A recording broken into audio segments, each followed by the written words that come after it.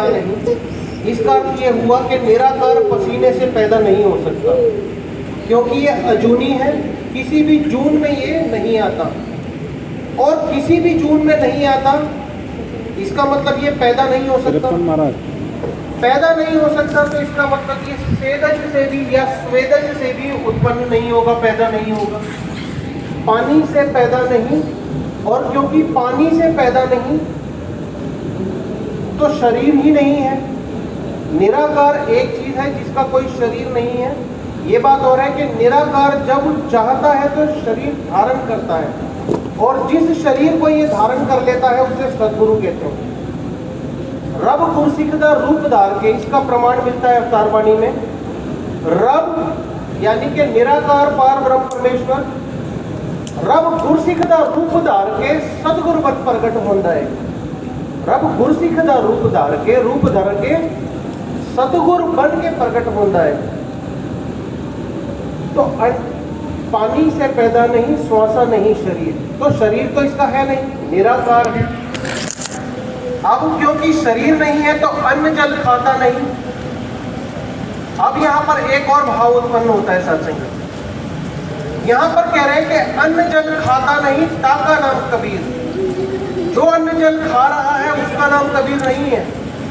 अगर मेरा शरीर अन्न जल ग्रहण कर रहा है तो वास्तव में इस शरीर का नाम विपिन नहीं है, इसके अंदर जो बैठा है उसका नाम विपिन है। जो शरीर छोड़कर चले गए, अब उनके बारे में बात करते हैं कि महात्मा ने शरीर छोड़कर इस नश्वर शरीर को त्याग कर अपनी यात्रा संपन्न करी। किसने यात्रा संपन्न करी?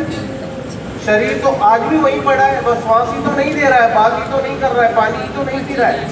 शरीर तो अब भी वही है, लेकिन क्या कह रहे हैं, कितनी गहरी ज्ञान की दृष्टि से देखने वाली बात कह रहे हैं कि महात्मा ने नश्वर शरीर को त्याग कर अपनी यात्रा इस लोक में संपूर्ण कर ली और आगे की यात्रा के लिए निकल गए। तो वो कौन है जो आगे की यात्रा के लिए निकल गया? अन्न जल खाता नहीं, ताका नाम कबीर। जो अन्न जल ग्रहण कर रहा है उसका नाम कबीर नहीं है, कबीर है। जो अन्न जल ग्रहण कर रहा है उसका नाम कबीर है। अंदर जो बैठा है उसका नाम कबीर है। जो अन्न जल ग्रहण कर रहा है उसका नाम कबीर नहीं है। सत्संगत ज्ञान की दृष्टि से देखने से पता चलता है कि संत कबीर की उल्टी बानी बरसे कंबल भीगे पानी। ये वास्तव में पूरा का पूरा खेल ही सत्संगत अलग है बिल्कुल। जो दिखाई दे रहा है वो वास्तव में नहीं है।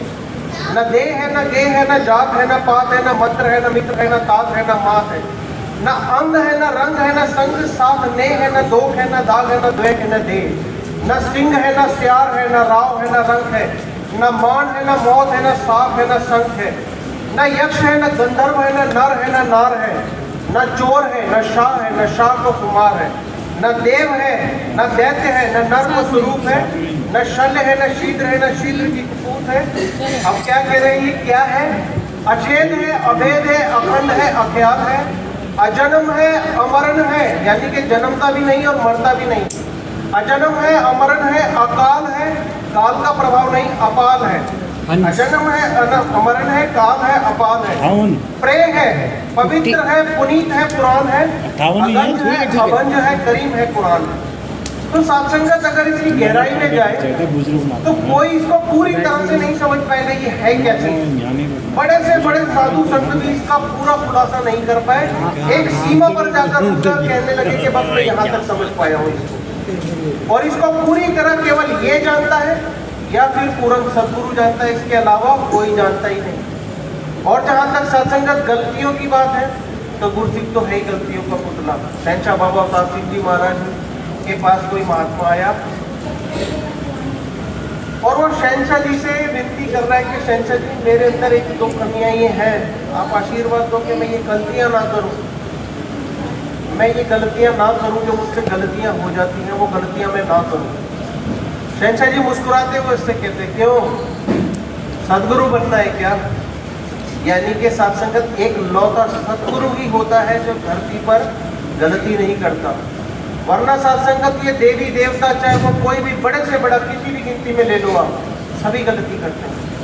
एक सदगुरु है और निराकार है जिससे कभी भी कोई गलती नहीं होती, जिसकी हर प्लानिंग परफेक्ट प्लानिंग है, 100% 100% परफेक्ट प्लानिंग है। तो सत्संग बस यही अरदास प्रार्थना कि इस डायरेक्टर के हिसाब से हम चलें। फिल्म में ये क्या फिल्म बनाएगा हमें नहीं पता, कौन सी फिल्म बनाकर तैयार करेगा हमें नहीं पता। हमें तो इस डायरेक्टर से बस केवल अपना रोल समझना है कि हमारा रोल क्या है और उस रोल को हम ठीक से निभा लें, वही हमारे लिए काफी है।